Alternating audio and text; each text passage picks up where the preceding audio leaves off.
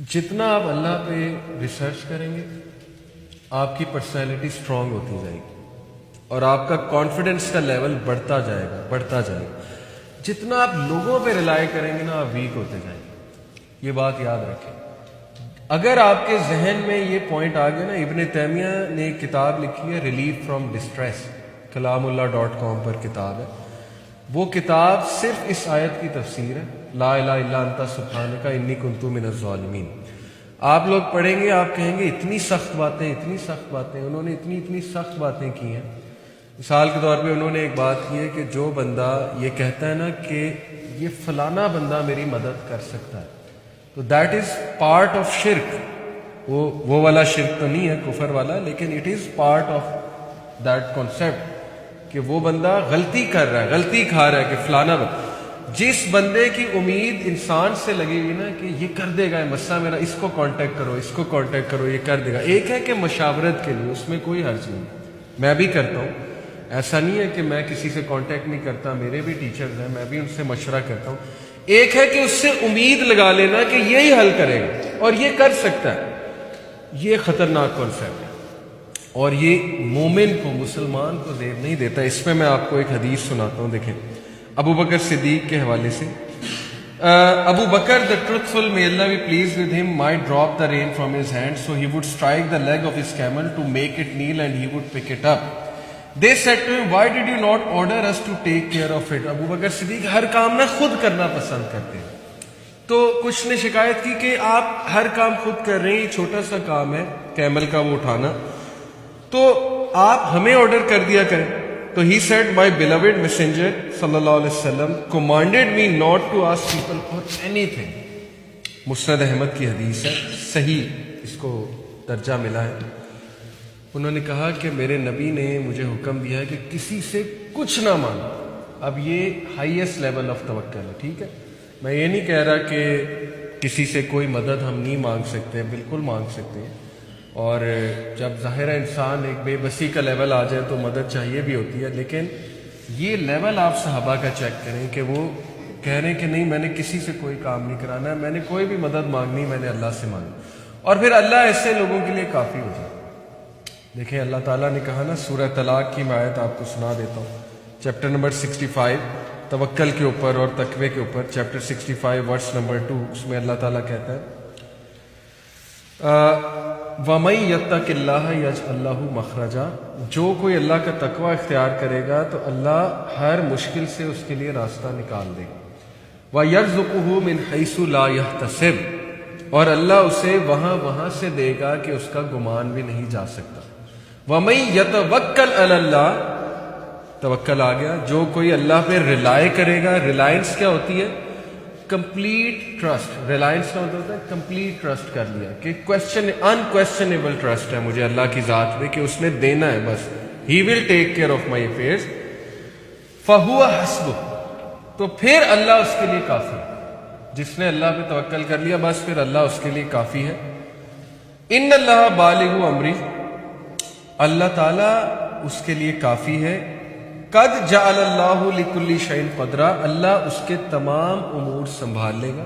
ان اللہ بالغ امری، اللہ اس کا پرپز اکمپلش کرا دے گا، جو مشکل ہے اس کو حل کرا دے گا، اکمپلش کرا دے گا. Allah has already set for everything at decreed extent, اور اللہ نے ہر چیز کا احاطہ کیے ہوئے ہیں. یہ توکل کی ٹریننگ صحابہ کی تھی. چونکہ ان کا توکل بیسڈ کانفیڈنس تھا تو ان کی پرسنالٹیز آپ دیکھ لیں کیسی. خالد بن ولید کا واقعہ، زہر پینے والا، وہ عام آدمی نہیں کر سکتا. اگر ہم میں سے کسی کو کہیں گے ہم نہیں کریں گے، ہمارے اندر ڈر ہے ہم تو مر جائیں گے، زہر، تو بسم اللہ الذی لا یضر 3 بار پڑھا، زہر پی گئے. وہ بادشاہ منہ دیکھ رہا ہے یہ انہوں نے کیا کیا. ایک صحابی ربیعہ التمیمی حبشی تھے، موٹے موٹے ان کے ہونٹ تھے. تاریخ میں مختلف طرح سے واقعہ آتا ہے لیکن میں آپ کو سنا دیتا ہوں. سعد بن ابی وقاص جو کہ اس ٹائم کمانڈر ان چیف تھے پرشیا، کانکویسٹ آف پرشیا جو حضرت عمر کے دور میں ہو رہی تھی، تو انہوں نے یزگارڈ کے خیمے میں اسے بھیجا، ربیعہ التمیمی کو، جو کہ ایک حبشی. آپ دیکھیں کہ لوگ اپنی لکس پہ کانفیڈنس کھو دیتے ہیں. ہمارا معاشرہ ایسا ہے نا، کسی کا رنگ تھوڑا ڈارک ہے اس بیچارے کو ویسے ہی مذاق اڑا کے اس کا کانفیڈنس ہی شیٹر کیا ہوتا ہے، جس کو ہم ہماری پنجابی لینگویج میں جگتے کہتے ہیں. یہ مزاج بن چکا ہے نا، ایک کو پکڑ لیا اس کا چھوٹا قد ہے، ایک کو پکڑ لیا اس کا کالا رنگ ہے، یا جو بھی، اس کو بس وہ لتاڑنے لگ جاتے ہیں. تو ہم لوگ اسی پہ غم کرتے رہتے ہیں کہ جی یہ دیکھو میرے پاس یہ نہیں ہے، میرے پاس وہ نہیں ہے. آپ سوچیں کہ وہ حبشی صحابی موٹے موٹے ان کے ہوں اور انہیں سفیر بنا کر بھیجا. یزگار جو ہے اس دور کا آپ کہہ لیں کہ ٹرمپ تھا، یا اس دور کا اوباما تھا، یعنی پرشیا کے کنگ کی طرف بھیجا. اور وہ ان کے ہاتھ میں نیزہ تھا، اور وہ نیزے کو مارتے ہوئے قالین پہ، بڑا مہنگا قالین خیمے میں ظاہر ہے، اس پر مارتے ہوئے جا رہے ہیں. اور وہ جو درباری ہیں وہاں کے، وہ کہہ رہے ہیں کہ پتہ نہیں کون گستاخ ہے کہ ہمارے خدا کے سامنے جانے کی تمیز ہی اس کو نہیں ہے، کیونکہ یزگارد ان کا سو کالڈ فالس گاڈ تھا. تو وہ ایک نے پوچھا کہ اے شخص، بدتمیز شخص، تجھے تمیز نہیں ہے کہ تو ہمارے خدا کی طرف جا رہا ہے؟ تو یہ کیا طریقہ ہے؟ تو ان کے کانفیڈنس کا لیول چیک کریں، ان کے ایکسپریشن چیک کریں. پہلی تو بات، وہ جو وہاں پہ بیٹھے ہوتے نا لوگ، انہوں نے کہا کہ یار میں نے آج تک کسی حبشی کے چہرے پہ ایسا کانفیڈنس نہیں دیکھا، یہ جو کانفیڈنس مجھے اس کے چہرے پہ نظر آ رہا ہے. تو وہ وہیں سے ان کی سائیکولوجیکل شکست ہو گئی تھی کہ اس کا چہرہ دیکھو، اس کا چہرہ بتا رہا ہے کہ یہ کس کانفیڈنس سے آ رہا ہے. اور پھر جو انہوں نے الفاظ کہے، انہوں نے کہا کہ جا اپنے خدا کو جا کے بتا دے کہ میں اس کے خدا سے آیا. یہ ان کا جواب تھا. دیٹس اٹ، ون لائن جو ہے. تو یہ صحابہ کی پرسنالٹیز کبھی آپ اسٹڈی کریں کہ اتنا کانفیڈنس ان میں آ کہاں سے گیا تھا. جلیبیب کی کیس اسٹڈی ہے. جلیبیب ایک صحابی تھے جو تھوڑا سا ڈیفارمڈ تھے، ہنچ بیک کیسے ہوتا ہے نا، کمر تھوڑی سی اس طرح سے ہوتی ہے. اور جلیبیب کا مطلب ہی ہوتا ہے دا ریپلسو ون، دی اگلی ون. ان کا نام ہی جلیبیب تھا کہ دیکھنے کا دل نہیں کرتا تھا. اللہ معاف کرے، یہ ہم تو صحابہ کی گستاخی کبھی نہیں کر سکتے، لیکن نام ہی یہ پڑ گیا ان کا. اور ہمارے لیے تو ایک ایک صحابی، چاہے وہ جس بھی لیول کے صحابی ہیں، تو ہم تو ان کی مٹی کے برابر بھی نہیں ہو سکتے. جو جوتے پہ لگی مٹی ہے اس کے برابر بھی نہیں ہو سکتے. تو بہرحال ان کا نام ہی یہ تھا. تو ان کی آپ کیس اسٹڈی دیکھیں. اسلام قبول کیا، پروفٹ صلی اللہ علیہ وسلم کی محفل میں بیٹھتے تھے، اللہ کا تعارف ہو گیا، انہیں اللہ کی معرفت ہو گئی، ایک ویژن مل گیا، پرپس مل گیا. رسول اللہ صلی اللہ علیہ وسلم کی باتیں دل میں بیٹھ گئیں کہ اللہ تعالیٰ شکل کو نہیں دیکھتا، اللہ تعالیٰ دل کو دیکھتا. اگر کسی چیز کو ٹارگٹ کرنا ہے تو کائنڈنس کو ٹارگٹ کرو، نیک بننے کو ٹارگٹ کرو، پرہیزگاری کو ٹارگٹ کرو. یہ کن چکروں میں پڑے ہوئے؟ دنیا کو ٹارگٹ بنایا ہوا ہے کہ میں نے یہ کرنا ہے، وہ کرنا ہے، اس سے مجھ میں کانفیڈنس آ جائے گا، یہ ہو جائے گا، وہ ہو جائے گا.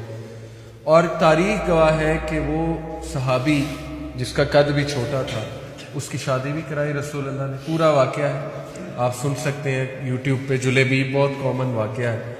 نہ صرف شادی کرائی، وہ صحابی جہاد کرنے بھی چلا گیا اور کہا کہ میں اپنے نبی کو کیوں نہ ان کو سپورٹ کرنے جاؤں. شہید ہو جاتے ہیں وہاں جہاد کے موقع پہ.